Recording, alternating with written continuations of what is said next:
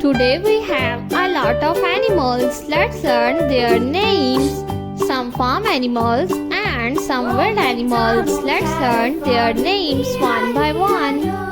The first one is a cow. This is a cow. The next one is a dog. This is a dog. The next animal is a camel. This is a camel. The next one is a sheep. This is a sheep. The next one is a hen. This is a hen.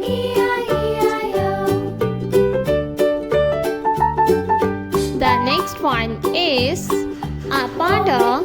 This is a panda.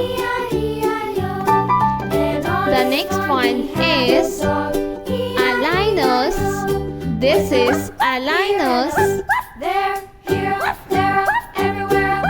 The next one is elephant. This is elephant. A rabbit.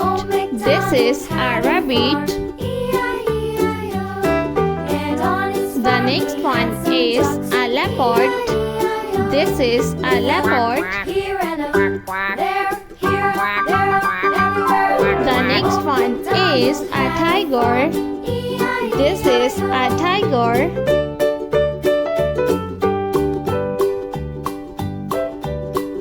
A tiger is a wild animal.